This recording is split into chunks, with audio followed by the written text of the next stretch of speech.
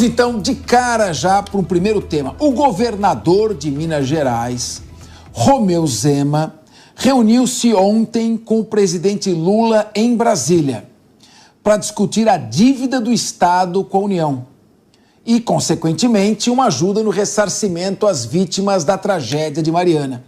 Mesmo sendo aliado de Bolsonaro, o pragmático Romeu Zema classificou o clima da reunião como, abre aspas, tranquilo, fecha aspas. Bom, o presidente, diz ele, o presidente, tanto quanto eu, somos democratas. Acreditamos na democracia e divergência de opinião nós temos até com o cônjuge. O que dizer, então, com relação aos demais? Fecha aspas. O governador mineiro também adiantou que o Ministério da Fazenda vai apresentar nova proposta. Ministério da Fazenda, não mistério. O Ministério da Fazenda vai apresentar... Às vezes tem um mistério lá. Muito mistério. Vai apresentar uma nova proposta para a dívida de estados. Vamos ver, então, sem mistério. Roda sonora. Eu agradeço muito ao presidente, aos ministros pela atenção que recebemos e saímos daqui com boas propostas. Estaremos em breve aqui, o ministro Haddad estará apresentando uma questão para o equacionamento, novas regras para a dívida de Minas Gerais.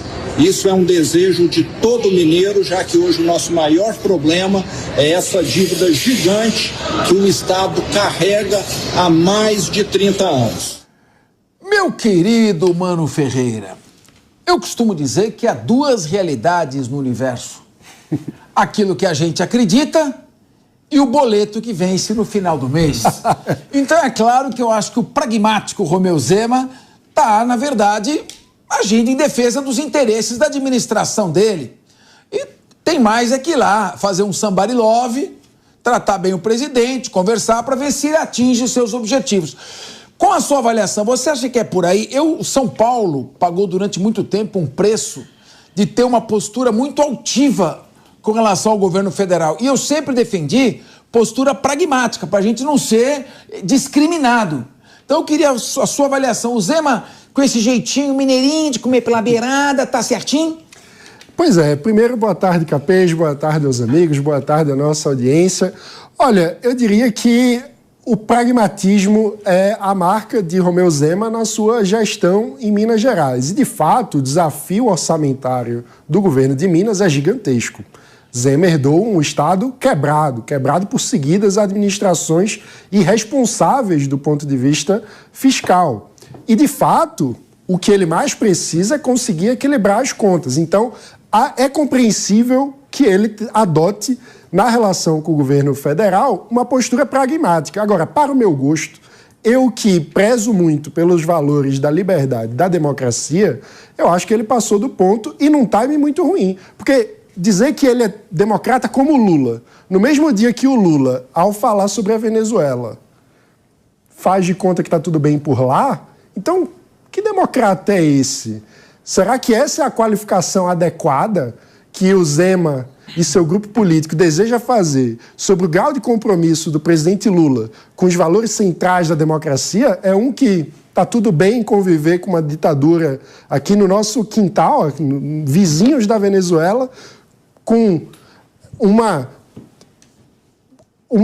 tolerância com o autoritarismo, com a ditadura, com desrespeito a direitos humanos, com a perseguição de opositores, com o desastre econômico que faz com que mais de 6 milhões de venezuelanos tenham deixado o seu país para fugir da fome e da perseguição política. Ou seja, para mim, que prezo muito pelo valor da liberdade e da democracia, esse é um ponto que a gente não devia passar, porque é preciso que haja algum grupo político que zele de fato pelos valores da democracia, para além da primeira camada da forma, que preze no conteúdo, a partir dos pilares essenciais da democracia. Infelizmente, eu diria que hoje parece que o Brasil está órfão de um grupo político que, de fato, tenha compromisso com a democracia, não da boca para fora, não por conveniência eleitoral, mas, de fato, pelos princípios essenciais que devem reger uma sociedade livre. Mas, meu querido Alessandro Azzoni, Será que para quitar uma dívida histórica aí de 30 anos, não vale a pena dar uma bajulada dessas e dizer somos democratas e sair com a dívida quitada? Ou você acha que o Lula vai ficar com elogio e deixar Minas com a dívida? É uma situação meio controversa em relação ao governo, primeiro porque nós estamos vendo a questão do Haddad tentando acertar a questão fiscal. E as receitas e as dívidas dos estados é uma das que tem que ser equacionada. Então, essa questão do Zema, ele teve um problema muito forte de bater a questão no governo Lula, mas esqueceu realmente de, como você bem colocou no começo, assim, numa brincadeira, mas o boleto tem que pagar, a conta está lá. Ele vai ter que fazer uma conjugação junto com o governo federal, justamente porque o prazo que o STF deu para Minas começar a pagar é abril. Então, quer dizer assim, por isso que ele correu agora para tentar fazer uma reversão dessa negociação, justamente porque o prazo é agora. Então, ele tentou, acho que por vias judiciais, tentar resolver, não conseguiu e teve que passar o caneco lá para beijar a mão do presidente Lula pedindo perdão ou fazendo um gesto de pedido de ajuda. Então, fica uma situação controversa. Eu acho que é uma coisa que eu escuto sempre, e até você coloca muito, Capês, é a questão assim, nós temos que saber ponderar, né? Você coloca muito essa questão. Em determinadas situações, você tem que saber aonde você está e o que você tem na sua mão. Você não tem uma independência. Se o seu estado não fosse deficitário, você fosse totalmente autônomo, não dependesse do governo federal nem para repasse de verbas e nem de dívidas, eu poderia fazer o que eu quisesse. Esse pragmatismo dele, praticamente, de você fazer essa batida muito forte, a conta poderia vir. O presidente Lula simplesmente aceitou. Para ele já foi uma vitória já do Zema ter ido para Brasília justamente deu essa baixada de guarda. Se não resolver, ele vai ter uma questão de ter que pagar a dívida está lá, faz parte da União, esse dinheiro tem que voltar. Nós temos que pensar assim, não é porque o Zema tem uma posição de direita ou uma outra posição extrema-direita, alguma coisa nesse sentido, mas dinheiro tem que voltar. Não sei também, todo mundo dizer que o Zema tem posição de direita.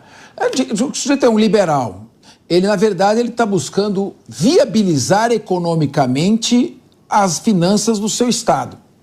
Não tem outro jeito de você viabilizar senão privatizar, fazer parcerias público-privadas, diminuir o tamanho do Estado para que ele tenha somente capacidade de atender aquilo que é essencial, as camadas mais vulneráveis da sociedade, e deixar que as empresas façam aquilo para o qual elas são vocacionadas, atividade empresarial.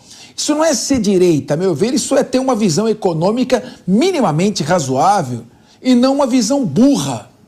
Porque se você entender o Karl Marx e o Manifesto Comunista de 1848, você tem que compreender aquele manifesto no auge da Revolução Industrial, quando a expectativa de vida de um trabalhador na indústria em Manchester era 17 anos, em Liverpool, 15 anos.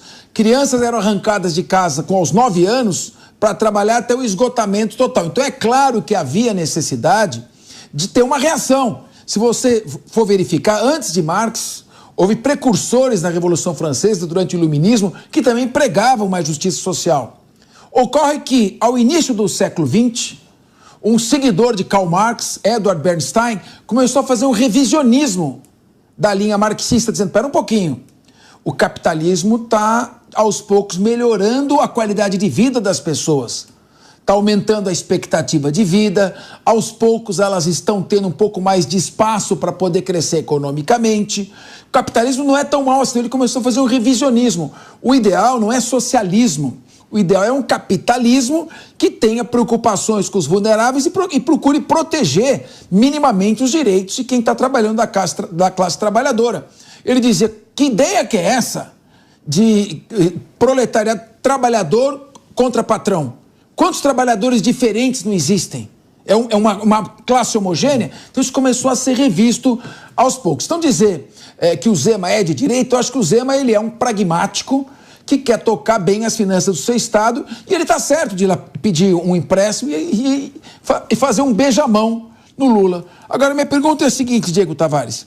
Se o Lula, apesar de ser elogiado como democrata, não atender o empréstimo solicitado por Minas, por que o Zema não pode ir até o Nicolás Maduro e chamar ele de democrata e pedir um empréstimo da Venezuela? Ele diz: Maduro, você também é um democrata, ajuda a pagar essa conta, senhor? É que lá nós sabemos que não tem dinheiro, né, Capeza? Pois é. Não está tendo nem alimento, quanto mais dinheiro. Só para acrescentar... Posso falar uma coisa? Dinheiro tem, só não está com o povo. Só não está com o povo. Só para acrescentar a tua leitura a respeito do perfil político do Zema, não é o caso do Zema, mas nós temos no campo liberal progressistas. Existem os liberais progressistas, os liberais conservadores. Então, isso que a gente faz de direita e esquerda, até de certa forma reduz um pouco o debate. Queria pegar um gancho da fala do Azoni sobre essa necessidade que às vezes um governador que é muito crítico a um determinado presidente, às vezes é obrigado a baixar a cabeça e ir lá com o pires na mão pedir dinheiro.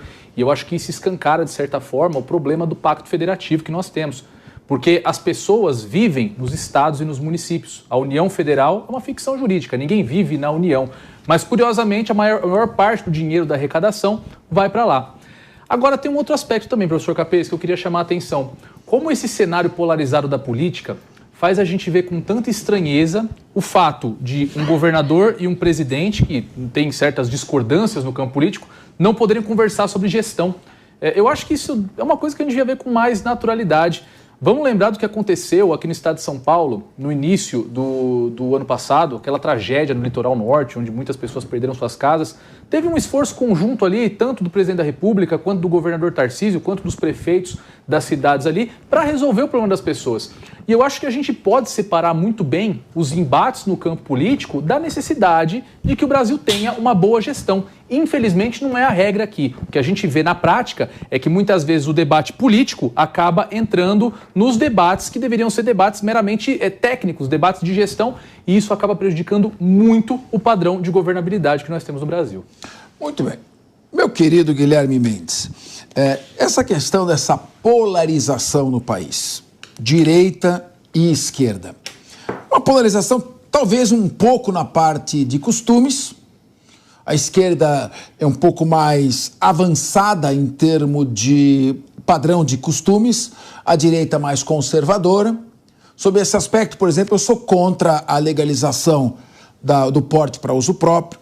Eu sou contra a legalização do aborto, salvo as hipóteses de aborto resultante de estupro para salvar a vida da gestante. Então, poderia dizer que eu sou um cara de direita, mas nem por isso eu desrespeito os direitos humanos, o livre-arbítrio das pessoas, o direito delas se orientarem como bem entendem.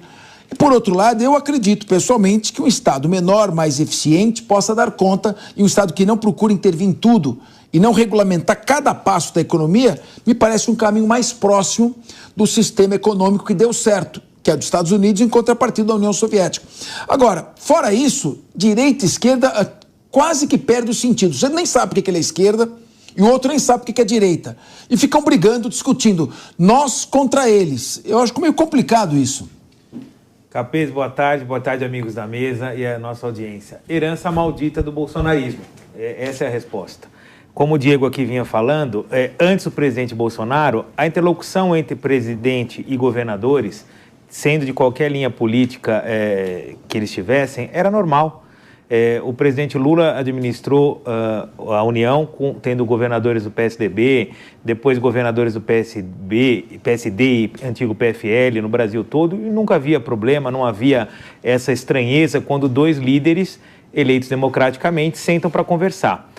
Esse rompimento, essa falta de diálogo, esse desrespeito é uma herança que aconteceu e que agora está tentando ser reconstruída. Outro dia o governador Tarcísio veio aqui a Santos para, junto com o presidente, anunciar a obra do túnel subterrâneo ligando Santos e Guarujá, brincaram num clima totalmente harmonioso, foi normal, e isso deu manchete, deu escândalo, porque o Tarcísio riu, não podia ter rido, porque o Tarcísio abraçou, não poderia ter abraçado. Então, quer dizer, essa é uma herança maldita que, felizmente, nós vamos vencendo dia a dia, com a habilidade do presidente Lula e com a perspicácia dos governadores. Fico feliz que o governador Zema tenha procurado o governo federal, porque, ao fim e ao cabo, quem acaba sofrendo com essa polarização não é nem o governador nem o presidente, é o povo de Minas, que tem uma dívida de 162 bilhões com a União, vê os investimentos no Estado caírem há muito tempo e, vale lembrar, o governador Zema não assumiu há um ano, ele está indo para o seu quinto ano de mandato. Então, alegar que o problema da dívida de Minas se deve aos governos passados é razoavelmente uma distorção bastante grande, porque dos 30 anos em que se diz que a dívida foi amealhada, 6 estavam sob a administração de Zema. E ele, nesse sentido, foi muito pragmático. Tem uma dívida, tenho que pagar, quero prorrogação de prazo. Esse foi o pedido, não é? Em 20 de abril, Minas tinha que voltar a pagar e isso significaria uma queda no investimento. Como o Zema sabe que vai ter que trabalhar ali para o seu público interno dentro do estado de Minas, já que é a sua candidatura à presidência da República ou como um postulante à presidência da República está muito afastada, já que tem nomes muito mais próximos do ex-presidente Bolsonaro para ocupar essa vaga, o governador Tarcísio, a própria ex-primeira-dama Michele, entre outros nomes, não é? Os próprios filhos do presidente, o Zema está sendo pragmático e falou, bom, Brasil não vai dar para mim, eu tenho que falar aqui para o meu povo, tenho que falar para Minas, ou para virar senador, ou então para fazer um sucessor e continuar no comando do Estado. Ou até para sair da política, porque eu ouvi também esta possibilidade de ele encerrar a sua carreira política, deixando o Estado em ordem e cuidar da sua empresa, que política é máquina de moer carne humana. Sem dúvida, também é uma possibilidade, já que ele foi um fenômeno eleitoral vindo, né, da origem do Partido Novo, que venceu ali sem ter nenhum tipo de tradição com a política mineira, né, que é um estado historicamente muito ligado à política. O mineiro é um ser extremamente político, gosta de política, grandes presidentes do Brasil saíram de Minas Gerais e o governador Zema foi então uma novidade naquela onda neoliberal e naquela onda do Partido Novo que elegeu o Estado de Minas ali como o mais importante. Mas eu acho que ele está sendo pragmático e está correto. Ele está correto em procurar o presidente está correto em recebê-lo e espero que eles trabalhem muito para melhorar a condição do povo mineiro. Muito bem. Guilherme, você falou bonito, tal, mas o Guilherme, o Diego Tavares estava aqui, você falava, ele estava se contorcendo. Ele mandou um WhatsApp pra mim, pô, de cada 10 palavras, 3 é Bolsonaro, é o Zema, é o Zema visitando o Lula e é o Bolsonaro, o Bolsonaro é toda a culpa. Não. Eu quero saber o seguinte, se o tsunami que deu lá na Indonésia é culpa do Bolsonaro também. É óbvio Diego, o que é isso do Bolsonaro, Diego, o Guilherme Mendes? Tá pior que a minha amiga Amanda Klein? Bolsonaro praticando racismo climático com esse tsunami. Então, mas você não gostou disso? É nós Diego contra aqui. Eles? Ô Diego, eu tô falando do nós contra eles. E ele já chega dando em cima do Bolsonaro. Capês. Interessante, Capês. Deixa ele falar, porque ele vai ter um infarto se não deixa ele falar, claro. É interessante. Eu concordo com a maior parte do que o Guilherme disse aqui. Mas ele disse que a polarização é culpa do Bolsonaro. O Capês puxou aqui o grande termo, nós contra eles. Eu convido a nossa audiência, Capês, a pesquisar, depois do programa Linha de Frente, evidentemente, uma entrevista que o Eduardo Jorge, um quadro histórico da esquerda brasileira, do Partido Verde, enquanto ele era vice-presidente da então candidata Marina Silva, falando sobre quem é o responsável pela polarização e mais do que isso. Ele diz até mesmo que o Bolsonaro é uma criação do Lula, justamente porque o Lula passou seus 8 anos de governo pregando essa divisão. O nós contra eles, o empregado contra o patrão, o negro contra o branco. Exatamente. Mano, foi antes. Se tem a polarização... Não, nós contra eles não foi um pouco antes até? O PT se recusa até a assinar a Constituição. Exatamente. Foi contra o Plano Real. Então, passou os 8 anos de Fernando Henrique pedindo impeachment. Se a polarização brasileira tem um pai, se chama Luiz Inácio Lula da Silva e atrás dele toda a esquerda brasileira. Quer dizer, eu tô aqui, Guilherme, eu tô aqui tentando comandar um debate civilizado, em termos objetivos. Você já vai, chuta o pau da barraca, a culpa é do Bolsonaro. Aí o pessoal reage. Não tem chute. Você é um provocador nato, Guilherme. Capês, nós saímos de Minas, fomos pra Venezuela. Eu resolvi fazer uma escala em Brasília, que tá bem mais perto. boa. Então foi só isso, veja.